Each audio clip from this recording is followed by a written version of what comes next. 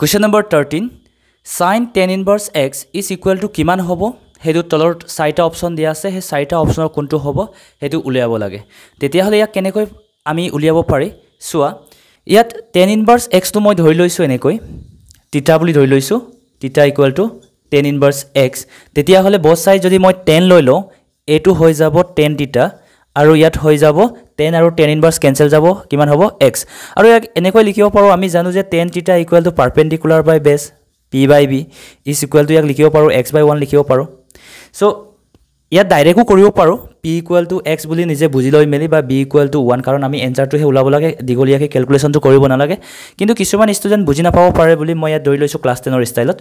আৰু is equal to k বুলি ধৰি লৈছো এটো কি হয় কনস্ট্যান্ট হয় এনেকৈ আমি ধৰি লৈ মেলি কৰি লৈছো ঠিক আছে তেতিয়া হলে ইয়াত কি বুলি কৰিম p equal to xk এনেকৈ আমি ধৰি লৈছিলো class 10ত and b equal to কি লব লাগে 1k মানে k হ'ব তাৰ পিছত আমি জানো পাইথাগোৰাছৰ থিওৰাম কি বুলি hypotenuse square equal to perpendicular square plus base square okay then hypotenuse ইয়াৰ পৰা ওলাব পাৰো root over direct value put কৰি দিয়া পাৰপেন্ডিকুলাৰ কিমান আছে xk মানে x স্কয়াৰ k স্কয়াৰ হ'ব ডাইৰেক্ট লিখিছো আৰু v এৰ ভ্যালু কিমান আছে k তো b এৰ ভ্যালুটো আমি পুট কৰিছো k স্কয়াৰ স্কয়াৰ হোৱাৰ কাৰণে ইয়াত k square k square common আহিব হয়নে আৰু ৰাখি যাব ভিতৰ কিমান x স্কয়াৰ প্লাস 1 তো ইয়াত k স্কয়াৰ কি আহি যাব